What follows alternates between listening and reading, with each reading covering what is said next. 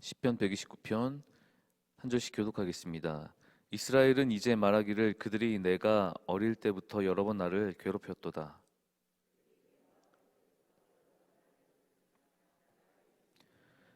밭가는 자들이 내 등을 갈아 그 고랑을 길게 쥐었도다.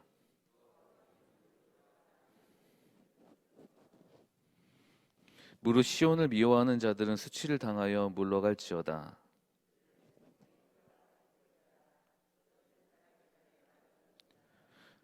이런 것은 베는 자의 손과 묶는 자의 품에 차지하지 아니하나니. 함께 읽겠습니다.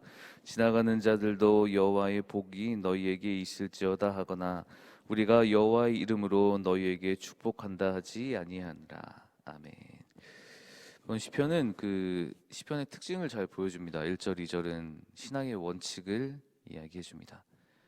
악인들은 늘 우리를 괴롭히고 아프게 하지만 결국 우리는 이길 것이라고, 결국 우리는 승리할 것이라고 말하고 있습니다. 그리고 3절, 4절은 현실을 선명하게 보여주죠. 가슴 아픈 현실을 보여줍니다. 하지만 4절에서 다시 한번 고백하죠. 주의 이름으로 승리할 것이다. 그리고 이어지는 5절부터 8절까지는 악인은 어떻게 되는 것인지, 악을 따르는 자들은 어떻게 될 것인지를 우리에게 말하고 있습니다. 이 시편을 놓고 한번 질문을 드려보겠습니다. 마음으로 대답해 주시죠. 삶은 고통입니까? 아니면 기쁨입니까? 여러 가지 답들이 있으시겠죠. 기쁘다는 분들도 계실 거고, 마지못해 사는 분들도 계실 거고, 어쩔 수 없이 버티는 분들도 계실 겁니다. 지난날의 기억은 조금씩 미화되기 마련이라고 해요. 나빴던 기억들은 뇌에서 자연스럽게 좀 지워버리고 그래도 좋은 기억들만 남기려고 뇌는 작동한다고 합니다. 그거를 기준으로 하지 않고 그냥 객관적인 살아왔던 삶을 돌아보자면 기쁘지만 힘들었었습니다. 행복했지만 두렵기도 했습니다. 불행하다 생각했던 날도 있었을 것이고, 어쩌면 하루하루가 어제보다 더 기쁜 날이기를 소망했지만 그저 소망일 뿐이었던 날도 있었던 것 같습니다. 그게 인생이죠. 그게 삶입니다. 굴곡이 있고 흐름이 있죠. 오늘 이 시편을 쓴 시인은 1절, 2절에 아주 어린 날부터 자신을 괴롭히던 원수가 있다고 이야기합니다. 도대체 무슨 큰 죄를 지었길래 어린 날부터 이렇게 되었을까요? 아주 어린 날, 나를 괴롭히던 그것이 시작됐던 그날부터 시인은 나를 힘들게 했던 것이 존재하고 있었음을 말하고 있습니다. 세상도 그렇고 세상이 나를 괴롭히는 것 같죠. 잘하려고 하는데, 애쓰려고 하는데, 다르게 살려고 하는데 뜻대로 안 될 때들, 넘어가야 되지만 넘지 못할 산들도 왜 이렇게 많은지, 그리고 그 과정에서 스스로를 좀 갉아먹기도 하는 것 같아요. 자책하고 자존감이 많이 떨어지고 실패가 계속되고 무언가 무너지는 아픔들이 계속 내 안에 쌓이다 보니까 결국 내 자신도 나 스스로가 미워하게 되는 상황도 보게 됩니다. 악함은 언제나 우리 상상 이상이에요. 3절은 시인의 말을 그대로 하겠습니다. 밭을 갈아엎듯이 내 등을 갈아엎는다고 합니다. 아무것도 할 수가 없었어요. 그저 엎드려서 기도하고 일어날 힘조차 없었습니다. 그래서 엎드려 있을 뿐인데 그 틈을 놓치지 않고 밭을 갈듯이 등을 후벼 팝니다. 악이 그럽니다. 악함이 그럽니다. 처량한 상황, 처참한 상황이죠. 이 본문을 어떤 이는 이렇게 이야기해요. 괴로움에 지쳐서 너무 아프고 힘들어서 아무것도 할 수 없고 먹고 마실 수조차 없어서 등이 쩍쩍 갈라지고 갈비뼈 사이사이가 다 드러난 사람을 놓고 아마 보면서 상상하면서 쓴 글이다라는 이야기도 합니다. 공감돼요. 먹을 수조차 없습니다. 입맛도 없고 아무것도 할 수가 없죠. 괴로움을 계속 먹다 보니 배도 고프지 않아요. 지금의 시인은 이 상황입니다. 하지만 이렇게 넘어지고 있거나 아니면 이렇게 무너져만 있을 수만은 없습니다. 그래서 시인은 또 이야기합니다. 두 번이나 이야기하죠. 2절하고 4절에 분명히 이야기합니다. 어렸을 때부터 괴롭혔지만 나는 이겨내었다. 내 등을 고랑으로 파듯이 갈라놓았었던 그 모든 악들을 내가 이겨내었다라고 이야기합니다. 소망의 하나님께서 언제나 의로우심으로 우리를 도와주셨기에 악인이 우리를 등을 후벼 팔려고 묶어놨었던 그 줄을 끊어버리시고 하나님의 승리로 우리를 바른 길로, 하나님의 의의 길로 인도하셨다는 고백을 하고 있습니다. 반드시 기억해야 될 것입니다. 다른 게 아니죠. 우리의 노력이나 우리의 생각이나 우리의 어떤 행동이 아닙니다. 바로 하나님의 도우심입니다. 어쩌면 정답을 우리 다 알고 있습니다. 그래도 주님밖에 없습니다라는 거 알고 있는데 이 시인처럼 그게 안 됐었던 것, 그런 상황들이 많았던 것 같습니다. 오죽했으면 어릴 때부터 나를 괴롭혔다고 할까요?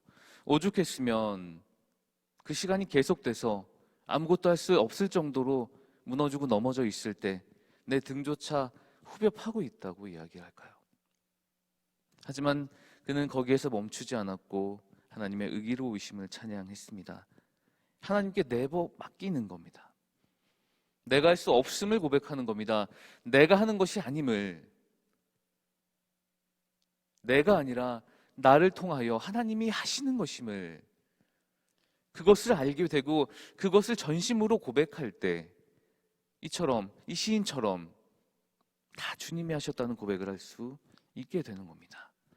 악인의 최후는 엄청나죠. 비참합니다. 오늘 6절을 볼까요? 지붕의 풀과 같을지어다 자라기 전에 마르는 것이다. 이스라엘은 지붕의 경작들을 좀 한다고 해요. 이것저것 키우기도 하고 지붕이 조금 넓습니다.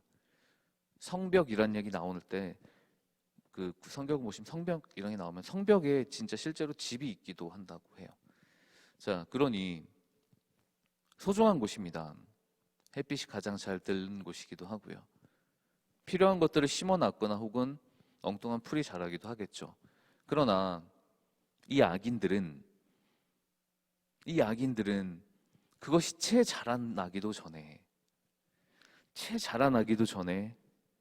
버림당하고 시들어 없어져 버린다고 합니다. 그것을 시인은 본 겁니다. 그것을 시인은 안 겁니다. 하나님께서 보여주셨음을 다시 한번 깨달은 겁니다. 선한 역할, 그것과 악한 역할의 완벽한 극명한 차이를 보게 된 겁니다. 그래서 이야기한 거죠. 악은 다 없어질 것이다. 누가 찾으려 해도 찾을 수 없을 정도로 다 말라 비틀어져 있을 것이다. 풀이 마르려면 빛이 있어야 합니다. 빛이신 하나님께서 그 악을 다 말라 버리게 하신 겁니다. 우리는 그것을 믿어야 하고 그것을 믿을 때 우리를 둘러싸고 있던, 우리를 괴롭히고 있던 나 스스로를 깎아내고 있었던 모든 악의 풀들을, 그 악의 뿌리들을 하나님의 빛으로 다 태워버릴 수가 있습니다. 우리에게 승리를 주실 분 하나님밖에 없습니다. 나를 바로 서게 하실 분 우리 주님밖에 없습니다. 내가 아님을, 내가 하는 것이 아님을, 빛 대신 하나님을 그저 바라보기만 해도 다 회복시켜 주심을 믿고 하루하루 버텨가며 견뎌가며 기쁨을 찾아가며 신앙의 길을 잘 걸어가는 것이 우리의 역할일 줄로 믿습니다. 악은, 나쁜 것들은 여러 가지가 있습니다. 말할 수도 없죠. 여기서 악은 한 가지를 이야기합니다. 5절 시온을 미워하는 자들이라고 하죠. 시온을 미워하는 자들입니다. 시온은 다윗이 언약궤를 옮긴 곳이에요. 언약궤를 그곳에 둔 곳입니다. 이스라엘의 작은 산인데요. 그곳에 다윗은 언약궤를 옮겼습니다. 그리고 솔로몬은 그 자리에 성전을 지었습니다. 그래서 시온은 거룩한 곳입니다. 그래서 시온은 하나님이 계신 곳입니다. 시온은 성전입니다. 이 성전을 미워하는 자들은 악이라고 말하고 있는 거죠. 성전을 미워하는 자, 하나님이 계신 곳을 두려워하지 않는 자, 그들은 다 말라 비틀어질 것이다. 흔적조차 찾지 못하게 될 것이다. 이렇게 이야기하고 있습니다. 우리가 지금 함께 모여 이렇게 예배 드리는 이곳 성전입니다. 이곳을 미워하는 자들, 우리의 이런 예배를 방해하는 자들 반드시 멸망받게 될 것입니다. 하나님은 이것을 이야기하고 있습니다. 성전을 거룩하게 하라. 성전을 거룩하게 하라. 하나님의 명령입니다. 그리고 중요한 성전이 또 있습니다. 고린도전서 3장 16장 17절이죠. 너희는 너희가 하나님의 성전인 것과 너희 성령이 너희 안에 있는 것을 알지 못하느냐. 성전을 거룩하게 한 것처럼 너희도 성전이니 너희 몸도 성전이니 거룩하라 라고 하십니다. 거룩하십니까? 어렵죠. 그런데 거룩하게 하라라는 말, 우리가 평생을 가지고 가야 될 숙제입니다. 이 숙제는 일단 뒤로 하고 오늘 하나님께서 이렇게 말씀하셨죠. 시온을 어지럽히는 자, 하나님의 그 성전을 더럽히는 자를 내가 멸할 것이다 라고 했습니다. 그렇다면 우리도 성전이니 우리에게 희망과 용기를 주는 그런 말로 치환해 보겠습니다. 우리를 괴롭히는 자, 성전인 우리를 아프게 하는 자는 반드시 멸망될 것입니다. 그렇게 믿으셔도 됩니다. 적어도 우리가 하나님 명령 따라, 하나님의 말씀 따라 그 길에서 어긋나지 않고 그렇게 살기 위해 노력하고 있는 성전의 역할을 잘 감당하고 있다면, 내 안에서 성령의 역사가 일어나고 나를 통하여 주님의 향기가 드러난다면, 우리가 그런 성전으로, 성전의 모습으로 살아간다면, 우리를 괴롭히는 모든 것들, 우리를 둘러싼 모든 악들, 나를 괴롭히고 나를 아프게 했었던 그 모든 상황에서 완벽하게 벗어나게 해주실 줄 믿으시기를 바랍니다. 우리는 성전입니다. 우리는 성전입니다. 그렇기에 우리는 희망과 용기가 우리에게 깊이 주어짐을, 그로 인해 행복할 수 있고 모든 것이 은혜였음을 다시 고백할 수 있는 겁니다. 약하디 약한 존재를 하나님이 형상으로 만드셨다는 그 이유 하나로 죄뿐인 우리를 구원의 길로 이끌어 주셨습니다. 여기까지 인도하셨고 앞으로도 인도하실 겁니다. 그리고 우리가 성전의 역할을 잘 감당하며 살아간다면 우리를 괴롭히는 것들은 다 말라 없어지고 오직 주의 영광만 가득한 그런 우리의 성전, 우리 몸이 될 것이라고 저는 확신합니다. 성전을 사랑하십시오. 우리 교회를 사랑하듯이 성전을 사랑하십시오. 그렇다면 스스로 자신도 좀 사랑하셔야 됩니다.